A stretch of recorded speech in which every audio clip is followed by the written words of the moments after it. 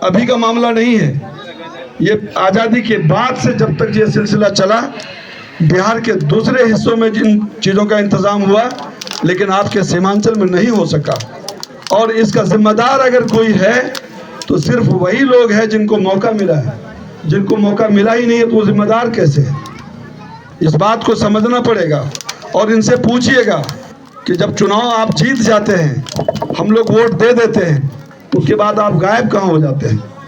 और फिर चुनाव जब आता है तभी फिर आप सामने आते हैं। तो ये सारा सवाल आपका उनसे बनता है। दूसरी तरफ जहाँ तक सवाल मेरा है, सबसे पहले हम दरहा के तमाम तर नौजवानों को और बुजुर्गों का शुक्रिया अदा करते हैं कि आपके समर्थन से मुझे जिला परिषद होने का मौका मिला। आपकी मोहब्बत के वजह से ही, आपके दुआओं के वजह से ही आज जिला परिषद अध्यक्ष हम प्रतिनिधि हैं। हमारी वाइफ, आपकी बहू, आपकी बेटी, आपकी नतनी आज पूर्णिया जिला का अध्यक्षा है, जिला परिषद अध्यक्षा है। और आपको बता दें, जिला परिषद के इतिहास में पिछले 20 सालों में जितना काम नहीं हुआ है वो सिर्फ इस 4 सालों में हुआ है। आपके दरहा में अभी कोई काम हमारा नहीं दिख रहा होगा, लेकिन हम आपके दरहा मदरसा में एक शौचालय दिया हूँ। और दूसरा काम आपने बताया भी नहीं है, आपके दरहा से कोई एक आदमी नहीं हमारे बीच गया कि हमारे यहाँ किसी भी तरह का जरूरत है। एक बात आई थी, कुछ लोगों ने कहा कि नहर के उस पार जाने में दिक्कत होता है, तो हम उस बात को बता दें, ये नहर पे पुल बनाने का जो मसला है, चाहे हमारा मुखिया जी बना दिए होते या हम लोग बना दिए होते, लेकिन नहर विभाग से एनओसी लेना पड़ता है। जो ये नहर विभाग वाला इन दिनों ये एनओसी दे ही नहीं रहा है, नहीं तो एक छोटा सा पुल कोई ना कोई बना दिया होता आपका। आपके मुखिया जी भी हमसे कहे थे कि मामा किसी तरह से एनओसी लेके अगर बना दीजिएगा तो दरहा वाले को खेत जाने में, उस पार जाने में बहुत तकलीफ होती है। इंशाअल्लाह मैं उसके लिए कोशिश फिर से करना शुरू कर दूंगा। आपका ये काम भी अभी 1 साल हमारा जिला परिषद का भी है। और दूसरा कोई भी काम हो, आप हमारे बीच आइए, हमको बताइए, हम कोशिश करेंगे कि वो काम करेंगे। वैसे जिला परिषद के अंदर बहुत ज़्यादा फंड का मामला नहीं होता है। मुखिया जी को 70% मिलता है। अगर कोई अमाउंट आता है उस राशि का 70% मुखिया जी को होता है, 15% समिति साहब को होता है और 15% जिला परिषद को होता है।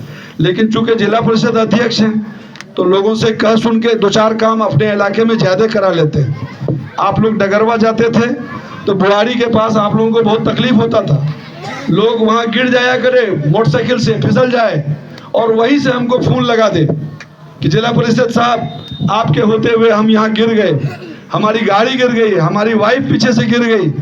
हमने उस काम को किया। यहाँ मौलाना मुसविर साहब बैठे हैं, इचाला गांव में जो इचाला कलाम चौक से जो इचाला मदरसा जाने का रास्ता है वो बहुत बुरा हाल था और मदरसा में जलसे का प्रोग्राम था। हमसे इन लोगों ने फ़ोन पर कांटेक्ट किया कि आप कम से कम नहीं होता है तो यहाँ पे बेड मिसाली डाल दीजिए। हम उसी वक्त 2 गाड़ी बेड मिसाली डाले और उसी दिन हम ये संकल्प लिए कि हमको जल्द से जल्द इस काम को करना पड़ेगा। और हमने वहाँ का काम को भी कर दिया। मुसविर भाई, आपके गांव में भी हमने शौचालय दिया है, आपके डकेली गांव के मदरसा में भी, मस्जिद में भी हमने शौचालय दिया है। हम चाह रहे हैं कि हमारा हर गांव में एक बोर्ड कम से कम जिला परिषद होने के नाते से लग जाए और इंशाअल्लाह ताला लगभग गांव में हो गया है। अगर कोई 1-2 गांव है तो वो भी जो 10 दिन हमारा अभी पीरियड है, इंशाअल्लाह ताला इस पीरियड में हम उस गांव में लगाने का काम करेंगे इंशाअल्लाह ताला।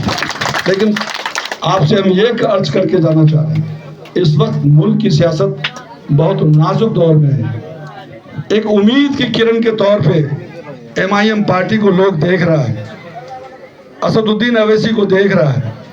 अगर आप उसको मजबूत नहीं करेंगे तो शायद इतना काबिल लीडर, इतना पढ़ा लिखा लीडर, इतना जानकार लीडर आपके बीच से अगर चला गया तो फिर 70 साल हम लोग ऐसे लीडर के लिए तरसिएगा जो आज असदुद्दीन अवैसी अपनी काबिलियत से हमारे बीच आके हमको दिखा रहे हैं।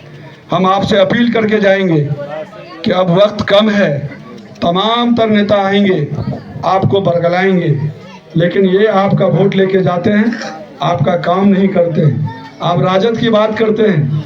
याद कीजिए, जब हम लोग राजद की सरकार भी थी, गठबंधन में वो सरकार थी, और हम लोग 2017 के सैलाब में थे, और यहाँ पे हमारे राजद के विधायक थे। याद कीजिए 2017 का सैलाब, चूंकि दरहा गांव भी उस सैलाब से पीड़ित थे। लोग रोड पे जाके शरण लिया हुआ था, चाहे बुआरी हो और बुआरी से लेके वहाँ बायसी तक हो, डंगड़ा पुल तक हो, लेकिन ये लोग कहीं पे रोड पे आपके बीच घूमने तक नहीं आए, आपका हाल पूछने तक नहीं आए। ऐसे वक्त में भी अगर कोई आपके साथ खड़ा था तो एक आपका ये बेटा, आपका ये भाई रोड पे आपके दरमियान में, आपके गम में आपके साथ खड़ा था या नहीं था? याद कीजिए, जब मुल्क में एनआरसी सीए का कानून लगा, धरना देने की बारी आई, तो हम लोगों ने 3 महीना तक हाजी जफर साहब के मार्केट के आगे में धरना देने का काम किया। पब्लिक इशू पे थे या नहीं थे हम लोग? याद कीजिए, जब कोरोना आया, आपके डगरवा में पूरे देश के कोना कोना से हमारे नौजवान जो वहाँ पे काम करते हैं, रोजी रोटी कमाते हैं, जब वहाँ से लौट के आने का बारी आया, उस वक्त कोई एक दूसरे से मिलता नहीं था, लोग मिलके हाथ धो लिया करता था, मास्क के बगैर लोग चलता नहीं था, चूंकि एक डर का माहौल बना हुआ था। उस वक्त भी अगर डगरवा में कैंप लगा के उन लोगों को रखने का इंतजाम, उन लोगों को ऑटो करके घर पहुंचाने का इंतजाम कोई कर रहा था, तो आपके बीच जरूर बताएगा वहाँ पे गुलाम सरवर मौजूद था। आपके वक्त हर वक्त हम खड़ा है, आपके साथ हर वक्त खड़ा है। आपको तय करना है कि अब आपको कैसा आदमी चाहिए, वोट लेके गुम हो जाने वाला लोग चाहिए या हार के भी आपके बीच खड़ा रहने वाला लोग चाहिए, ये आपको तय करने का वक्त है। दूसरी तरफ एक आदमी को 30 साल का मौका दिया, पूर्व मंत्री रहा हूं, आपका इलाका सबसे पीछे, आपका हॉस्पिटल बीमार, आपके स्कूल में टीचर नहीं, आपके ब्लॉक में भ्रष्टाचार का तो सीमा ही पार है, इन दिनों तो और भी सीमा पार है। ऐसे घड़ी में कोई आपके साथ खड़ा नहीं है, और जो लोग, जिन लोगों को भी मौका मिला, आज तक सदन में भी इन बातों को वो लोग उठा नहीं सके, आज तक इन बातों को लेकर रोड पे भी नहीं उतर सके, आज आए हैं आपके बीच फिर आपको गुमराह करने के लिए। याद कीजिए, MIM से पहले ये लोग इलाके में घूमना भी पसंद नहीं करते थे। हम तो मुबारकबाद देते हैं असदुद्दीन अवैसी साहब को। असदुद्दीन अवैसी साहब के आने के बाद इस सीमांचल की बेबसी को पूरे दुनिया देखा है। इस सीमांचल की बात करने के लिए आज पूरा दुनिया मजबूर है, पूरा हिंदुस्तान मजबूर है। इस सीमांचल में अब पूरे बिहार के नेता को आना पड़ता है, बड़े बड़े मीडिया को भी उतर के आना पड़ता है। ये सारा सड़े हमारे असदुद्दीन अवैसी साहब को जाता है। सही है या गलत है बताइए? MIM से पहले कोई नेता गांव गांव घूमता था, MIM आने के बाद, MIM के कार्यकर्ता का गांव गांव घूमने के बाद, हम लोग जब गांव गांव घूमने लगे तब इन नेताओं का नींद टूटा है, तब ये जाता है। नहीं तो इससे पहले ब्लॉक में बैठ के, अपने घर में बैठ के आपके कुछ महारथी लोगों को बुला के मीटिंग कर लेता था और वहीं से फरमान जारी कर देता था, और वो आके यहाँ लोगों को कह देता था कि बीजेपी को हराना है तो गठबंधन को वोट दो। यकीनन उस वक्त आपके पास कोई ऑप्शन भी नहीं था, आप बीजेपी को हराने के लिए गठबंधन को वोट करने पे मजबूर हो रहे थे। लेकिन अब आपके बीच तो ऑप्शन भी है, अब आपके बीच एक मजबूत ऑप्शन खड़ा है असदुद्दीन अवैसी के नाम पर, MIM के नाम पर। अब कहीं डरने घबराने की जरूरत नहीं है। अगर बीजेपी से भी मुकाबला करने की जरूरत पड़ेगी, उसके लिए भी हमारे पास असदुद्दीन अवैसी है, और बीजेपी को हराने की भी जरूरत पड़ेगी, उसके लिए भी हमारे पास MIM का पार्टी है। आपने तो पिछले दिनों 2020 में बीजेपी को हरा के MIM को जिता के ये साबित कर दिया है कि अगर यहाँ बीजेपी को कोई हरा सकता है तो वो केवल MIM पार्टी है। सही है गलत? जब बीजेपी को MIM ही हरा सकता है तो इन इलाकों में महागठबंधन की कोई जरूरत नहीं है।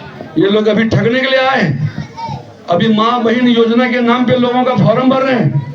जब ये सरकार थे, डिप्टी CM थे, क्यों नहीं याद आया कि माँ बहन को 2500 रुपया देना है? और अभी सरकार बनी नहीं तो फिर ये फॉर्म भर के आपको लग रहा है कोई लाभ मिलने वाला है? क्या आपको लग रहा है जो फॉर्म भरा जा रहा है, अगर सरकार, अल्लाह करे कि सरकार बने किसी सेकुलर पार्टी का, हम लोग तो दुआ करते हैं, हम लोग तो कोशिश किया